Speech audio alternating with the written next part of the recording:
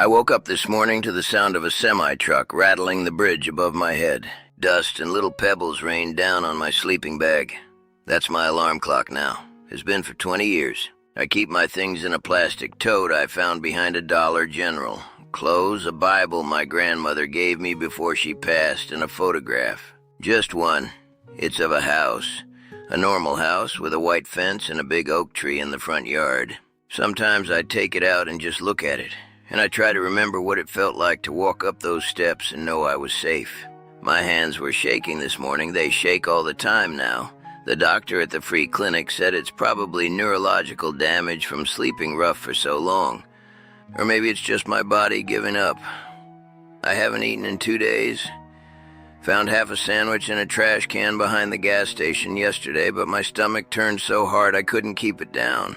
There's a woman who walks her dog along the creek bed every morning. She sees me here. She always looks away. I don't blame her. I'd look away from me too. I wasn't always this person. I had a bedroom. I had a mom.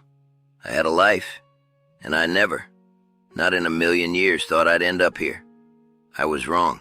Back then we lived in a small house on Maple Street in a town called Bakersfield. Not the big one in California, a little Bakersfield in Missouri. Population like 900 people. My room was small, but I loved it. I had posters of NASCAR drivers on the wall, Dale Earnhardt mostly.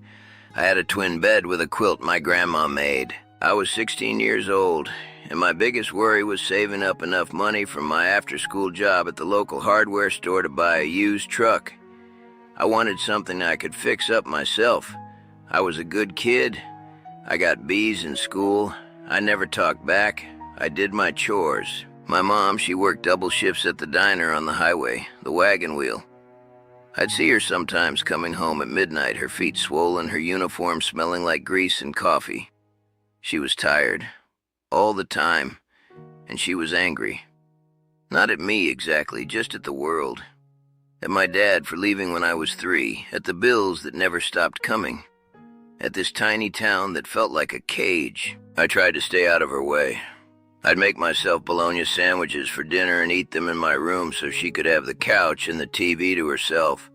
I thought if I was quiet enough, good enough, helpful enough, things would be okay. I was wrong. The trouble started with a man named Roy.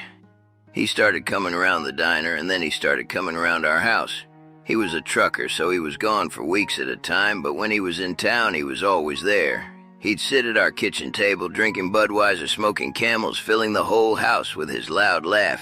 My mom laughed too when he was around, a sound I hadn't heard in years. At first I was happy for her.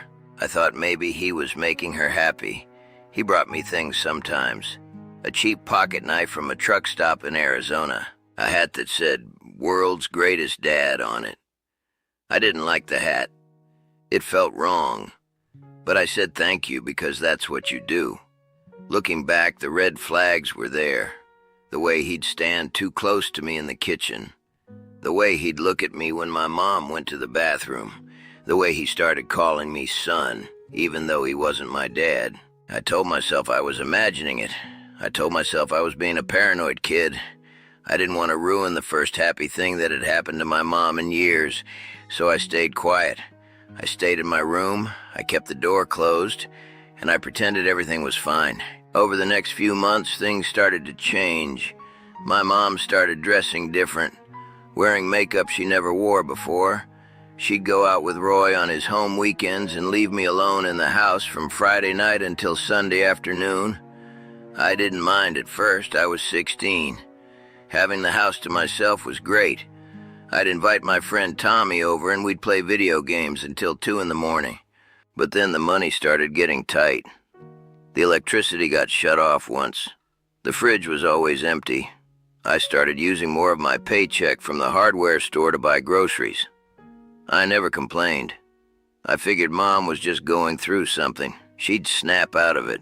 Then Roy started staying over even when he wasn't on his home weekends. He'd just be there, on the couch, watching TV, drinking my mom's beer. He lost his job. I don't know the details. But suddenly he was there all the time. And the fight started. I'd hear them through the thin walls at night, her screaming, him yelling back, things breaking, then silence. In the morning, she'd have bruises on her arms and she'd wear long sleeves even in the summer. I asked her once if she was okay. She just looked at me with these empty eyes and said, "Mind your own business." So I did. I minded my own business, and I'll regret that for the rest of my life.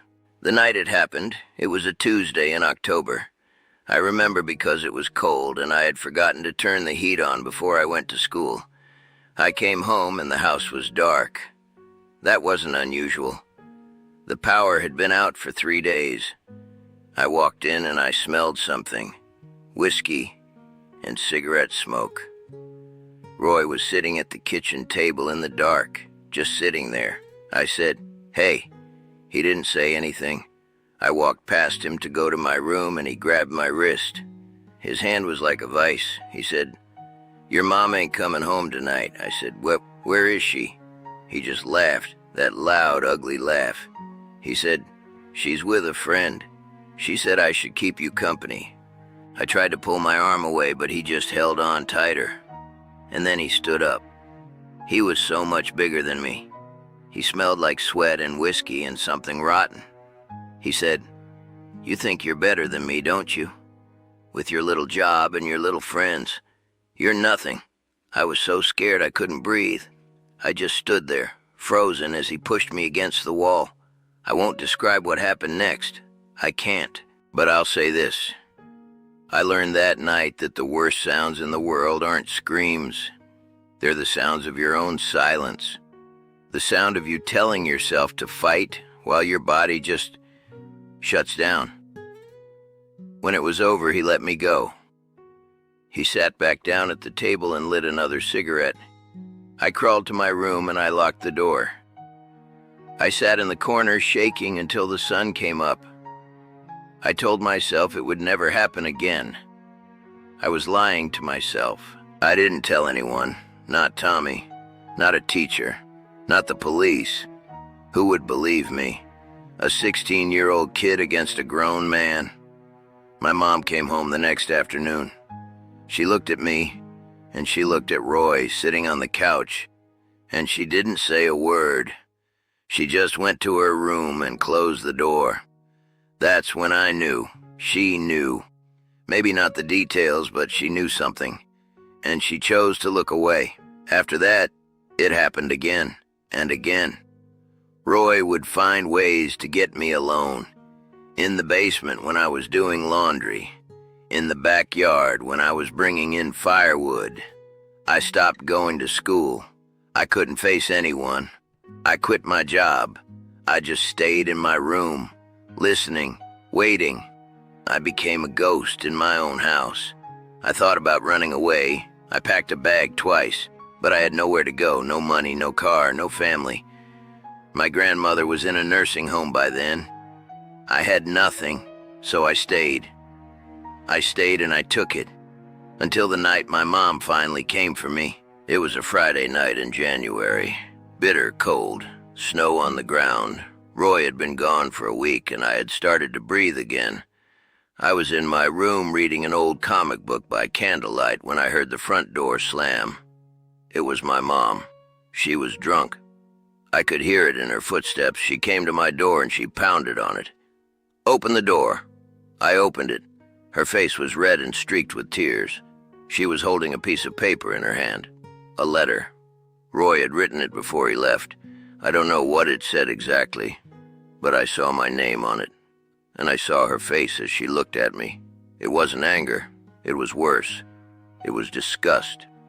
She looked at me like I was the one who had done something wrong, like I had taken something from her. She said, "Get out." I said, "Mom, please let me explain." She screamed, "I don't want to hear it. Get your things and get out of my house." I tried to walk past her to go to the living room to talk to her, but she blocked my way. She was stronger than me in that moment. She had the strength of hate. She pushed me back into my room and she said, "You're a liar and a troublemaker. You ruined everything. I want you gone." I didn't have a coat. I didn't have shoes on, just socks. I grabbed my backpack, the one I used for school. I threw in the comic book, the pocket knife Roy had given me, and the photograph of our house, the one with the white fence. My mom followed me to the front door. She opened it and the freezing wind hit me like a wall. I turned to look at her one last time. I was crying. I said, "I'm your son."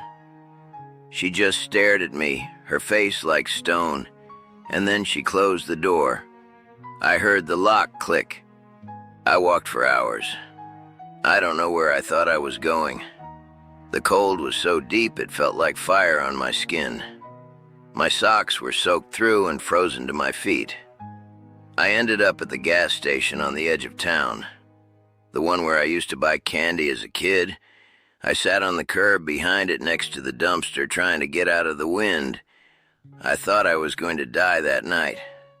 I sat there and I waited for the cold to take me, but it didn't.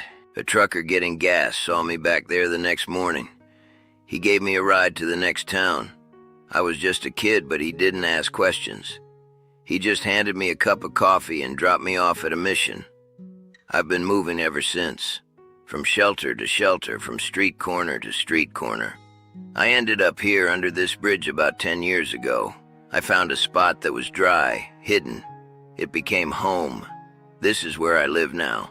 I'm 56 years old, I look 70, my teeth are gone, my body is broken, and I've been here for 20 years. I see her sometimes. My mom. Not in person, but in my mind. I see her closing that door. I see her face. That look of disgust. And I wonder if she ever thinks about me. If she ever wondered what happened to her son. If she ever felt sorry. I heard from someone years ago that she married Roy. That they moved to Florida. I hope that's true. I hope she's happy. Because I think if she wasn't happy, if it was all for nothing, that would be even worse. I still have the photograph, the house on Maple Street. It's creased and faded now. The edges are frayed. Sometimes on nights when I can't sleep, I take it out and I look at it by the light of the highway. And I try to remember what it felt like to be inside, to be warm, to be safe, to be someone's son. But the memory is fading. Like the picture. Like me. I see that woman with her dog every morning. She looks away. I understand. I'd look away from me too.